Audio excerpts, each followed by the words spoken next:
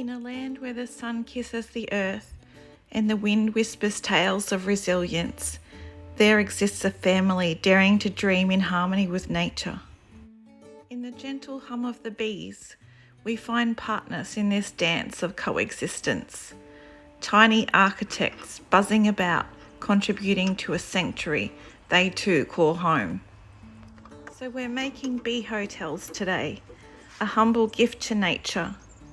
They become homes for native pollinators. In their tiny wings, a promise of interconnectedness, a reminder that every small act contributes to the larger symphony of life. How do you turn it on? Are you recording? Yeah.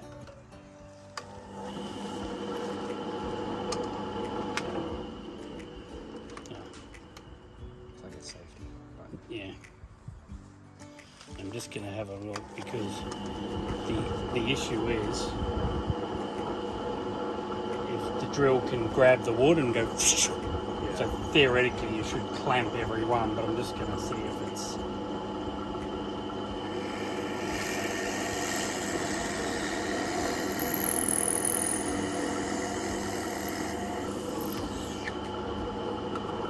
easy.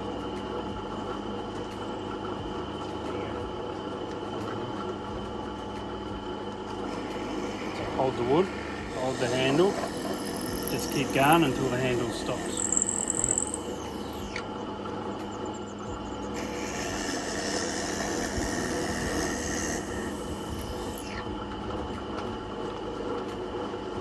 Doesn't matter where I drill holes? No, everywhere, all over. But there's two sizes.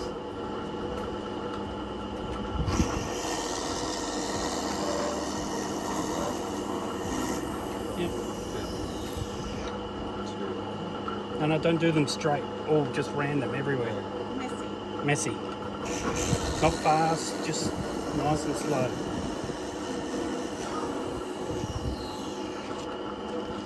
So is this going all the way through, or is it just going?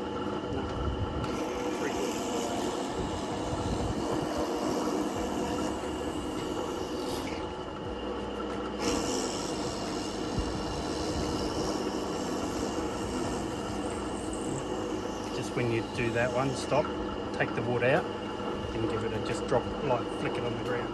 So remember, another size drill bit's going to come in, so another one will go there and there maybe. So you want to space them out, but not space them out too much. So we're using a drill press today, or it's also known as a drilling machine or a pedestal drill, and it's a stationary tool used for drilling holes into various materials such as wood, metal, plastic and other things. And so we're using two different size drill bits today. Eli's starting off with the smaller size hole. So different bee species have distinct preferences when it comes to the diameter and depth of nesting holes. A little silver bit here is when it stops, so keep going. That's your stop. That thing is for changing the ID. Yeah. And that. You can wind it up, so I can wind the bench up. Slowly.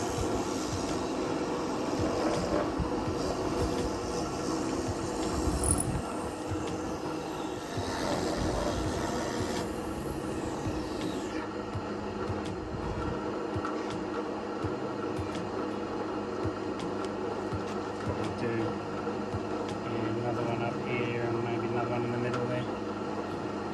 Yeah, about there somewhere. Just slowly in.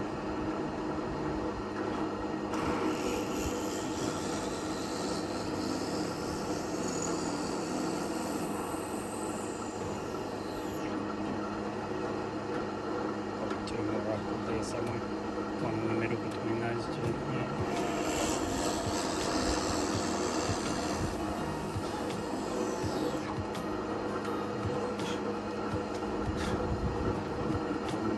Somewhere as well, yeah.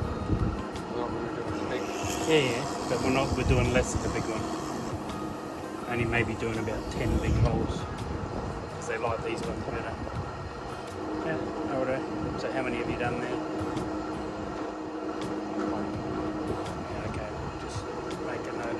yourself, so do about 20 holes in each. So put that down and just check, have a look at the sides, at the top and bottom. So see how that's a bit rotten, flick it over, show me. Yeah, so we want that as the face. So just check, we want the nicest surface facing out. Yeah, just wait 2 seconds, just stop it. Yeah, just want to check.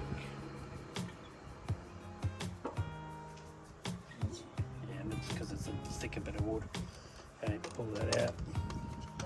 Press the button.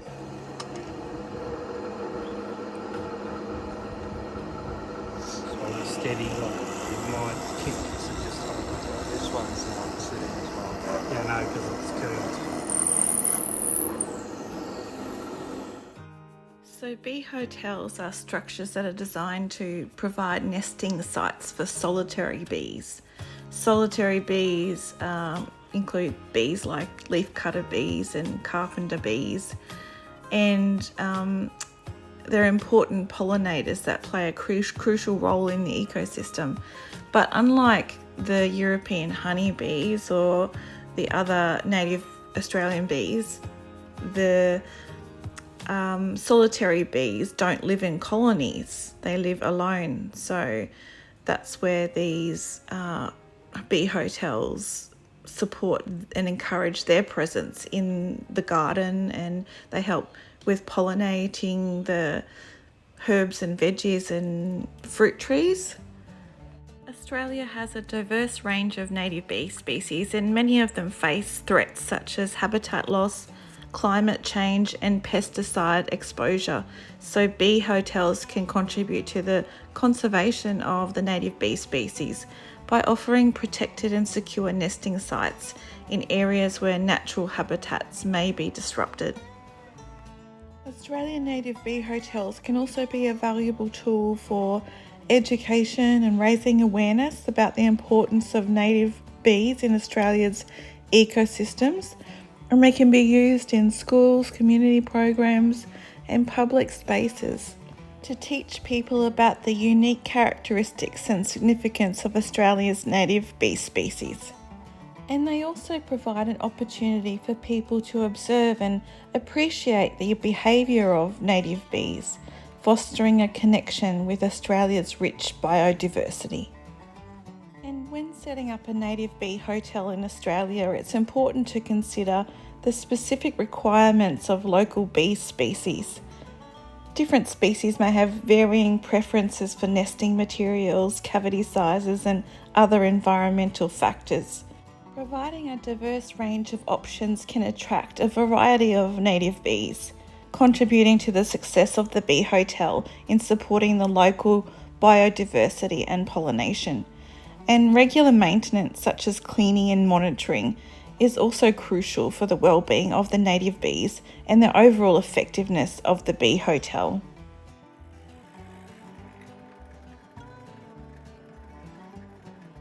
We're making our way through all these bee hotels. I think we ended up making 10 in total.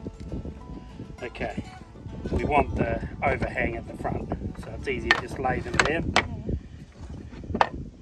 Lay them both down, see where they're going to join. That's how they're going to join, like that. So we want to nail this one. So we go push it in. Yep, push it in. And okay, another one.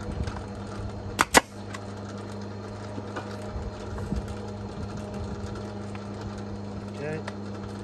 Probably actually, because they don't feel so secure, we might actually do a few in there.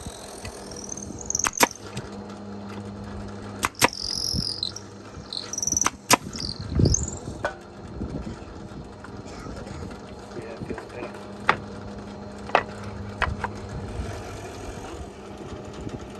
That to join up sort of nicely, so like that. So you hold it there.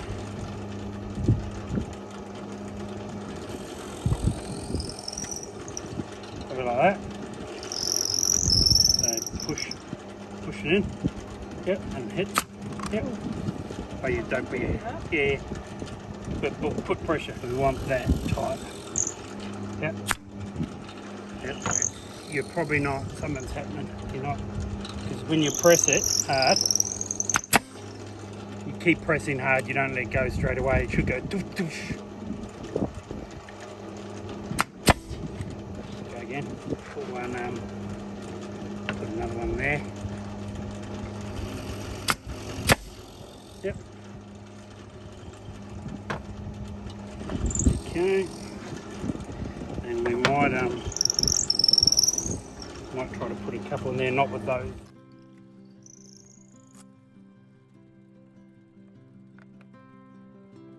Changing the size of the nails. So the other ones that went in. That one in. It's the head of the nail there, so we want to put it in like that.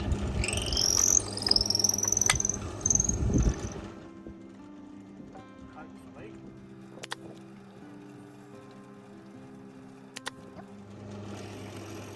And on that angle.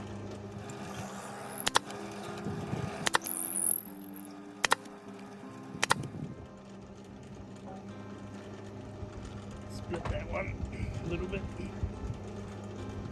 There you go. Look at this beautiful bee hotel. Bee hotels can actually be aesthetically pleasing additions to gardens, park and other outdoor spaces as well. Change the nails.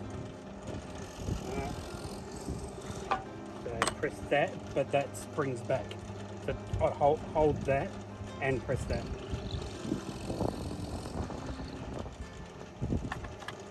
Yep, pull those out. Slide them back and then out. Yep. Yep, and then put that in. Make sure the nail head, stop. Make sure the nail head is at the back here because it's shooting that way. At the back? Yeah. Put it that way. No. Yep, now slide it up. Yep, now push that up all the way to lock it in place. Hard. But, yep. Okay, connect it back up. Hard. Yep, that's it. That one's done. So get a couple in there. Hold that. So according to Gardening Australia, there are more than 1,500 species of native bees in Australia, and they play an important environmental role in pollinating plants. And by providing food and water in your garden, you can encourage native bees to visit. And by making a hotel, you can encourage them to stay. One of my most favourite solitary native bees in Australia is the blue-banded bees. They're one of our most beautiful. The female bee mates and then builds a solitary nest by herself, and she builds in her nest a shallow burrow in clay or sometimes mud bricks. And many blue-banded bees build their nest burrows in the same spot close to one another, like neighbouring houses in a village.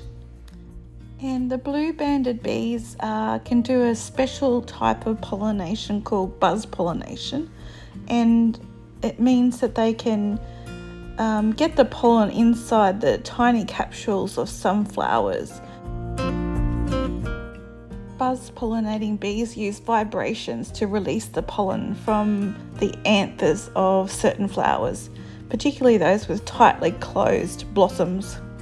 I think bumblebees do this as well. Plants that benefit from buzz pollination include tomatoes, eggplants, peppers, blueberries and cranberries, among others. Buzz pollination is an excellent example of the intricate and mutually beneficial relationships that have evolved between certain plants and their pollinators, showcasing the co-evolutionary dynamics of ecosystems. I've been planning to do a whole video on its own on solitary bees, so hopefully that will be one coming up soon. Another popular solitary native Australian bee is the leafcutter bee, and they actually cut out perfectly circular pieces from leaves to construct their nests. They use the leaf pieces to line their nests. They're very cute. but I know that some people find them a little bit annoying in the garden because they do cut out all the circles from the leaves. Many valuable crops benefit from insects visiting their flowers. The types of crops that depend on bee pollination for more than 90% of production are sunflower, almond, apple, blueberry, cherry, white clover, pumpkin, zucchini, rockmelon and watermelon. We are now actually able to harvest some of the herbs and vegetables and even fruits that we've recently planted, and we find joy in the simplest of moments. The garden has become a reflection of our dedication, nourishing both body and soul. This afternoon in the distance, a storm begins to brew, its distant rumble echoing through the vast expanse. Clouds heavy with the promise of rain gather on the horizon, and Truffles, our loyal canine companion, senses the impending tempest and seeks refuge beneath the sturdy wooden bed, seeking solace in the familiar shadows. And as the first drops of rain tap dance on the rooftop, we take shelter inside our rustic abode. And the lightning paints fiery streaks across the inky canvas of the sky. Cozy and warm, we share stories by the flickering light.